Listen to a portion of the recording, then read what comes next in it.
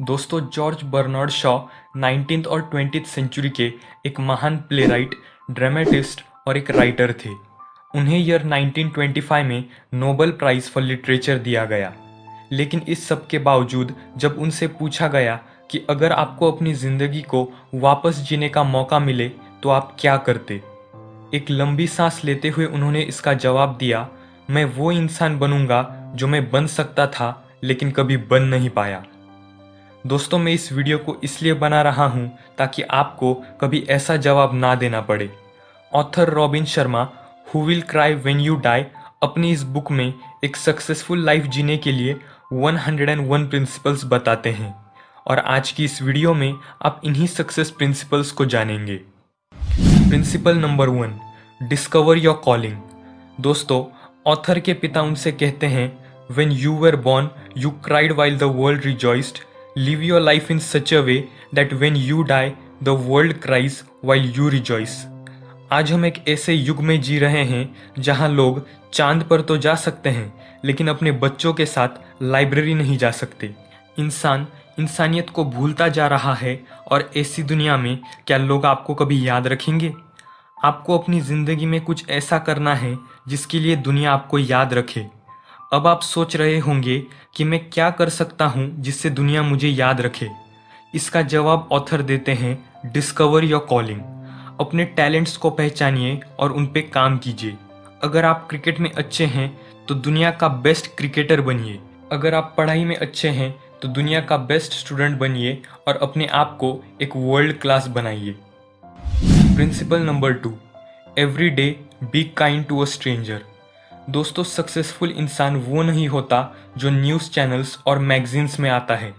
अक्सर क्रिमिनल्स और टेररिस्ट्स भी इन पर आते रहते हैं। ऑथर के मुताबिक एक सक्सेसफुल इंसान वो होता है जो हर दिन दूसरों की ज़िंदगी में खुशियाँ लाता है। अगर आप हर दिन सिर्फ एक इंसान को खुश करेंगे तो 10 सालों में आप 3650 लोगों को खुश कर चुके होंगे और आपकी लाइफ एक मीनिंगफुल लाइफ कहलाएगी। Principle number 3, maintain your perspective. जब हमारी ज़िंदगी में कोई मुसीबत आती है तब हम अक्सर सोचते हैं कि ये मेरे साथ ही क्यों हो रहा है, मैंने किसी का क्या बिगाड़ा है या फिर मेरी तो किस्मत ही खराब है। दोस्तों, आपको यह समझना होगा कि बड़ी कामयाबी को हासिल करने के लिए आपको बड़ी मुसीबतों का सामना करना पड़ेगा। अगर सफलता का रास्ता आसान होता तो आज हर इंसान सफल होता। इसलिए अपने नज़रिए को ठीक कीजिए और हमेशा याद रखिए कि आपकी मुसीबतें कल आपकी सक्सेस स्टोरीज बन जाएंगी। Principle number 4, practice tough love. Author बताते हैं कि वो सेल्फ डिसिप्लिन को टफ लव कहते हैं। अगर आप कामयाब बनना चाहते हो तो आपको खुद से स्ट्रिक्ट होना पड़ेगा। मान लीजिए कि आप डिसाइड करते हैं कल से आप सुबह जल्दी उठेंगे।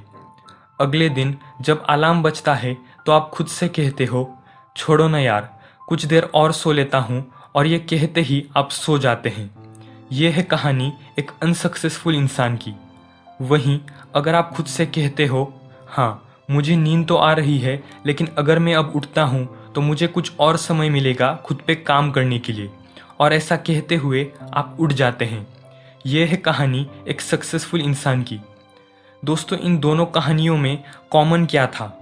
दोनों बार आपको जल्दी उठना पसंद नहीं था, लेकिन जब आप खुद से स्ट्रिक्ट हुए तब आप खुद से ही जीत गए। यही फ़र्क होता है एक सक्सेसफुल और अनसक्सेसफुल इंसान में। E.M. ग्रे कहते हैं, the successful person has the habit of doing the things failures don't like to do. Principle number 5, keep a journal. दोस्तों, ऑथर यहाँ जर्नल की बात करते हैं, डायरी की नहीं। डायरी में आप सिर्फ अपने दिन को लिखते हो, लेकिन जर्नल में आप अपने अचीवमेंट्स और फेलियर्स को लिखते हैं। इन अचीवमेंट्स और फेलियर्स को लिखने के बाद आपको खुद एनालाइज करना है कि आप कहाँ अच्छे हैं और किन चीज़ों पर आपको अभी काम करना है। इन्हीं फेलियर्स को मिनिमाइज करते हुए आप अपनी ज़िंदगी में सफल बनेंगे। तो दोस्तों, आज हमने सक्सेसफुल बनने के लिए 5 प्रिंसिपल्स देखे। नंबर 1, आपको अपने टैलेंट्स को पहचान कर उन पर काम करना चाहिए। नंबर 2, आपको दूसरों की ज़िंदगी में खुशियाँ लानी चाहिए। नंबर 3, अपनी मुसीबतों को स्वीकार कीजिए और उनसे लड़िए। नंबर 4, खुद से स्ट्रिक्ट बनिए। और नंबर 5, एक जर्नल द्वारा खुद को एनालाइज कीजिए। दोस्तों, अगर आप इसका पार्ट 2 देखना चाहते हैं तो नीचे कमेंट ज़रूर कीजिए। जब इस वीडियो पर 50 लाइक्स पूरे हो जाएंगे तब मैं इसका पार्ट 2 लेकर आऊँगा। अगर आप ऐसे ही वीडियोस देखना चाहते हैं तो मेरे चैनल को सब्सक्राइब कीजिए और बेल आइकन को ज़रूर दबाइए। आपका बहुमूल्य समय देने के लिए आपका बहुत बहुत धन्यवाद। जय हिंद।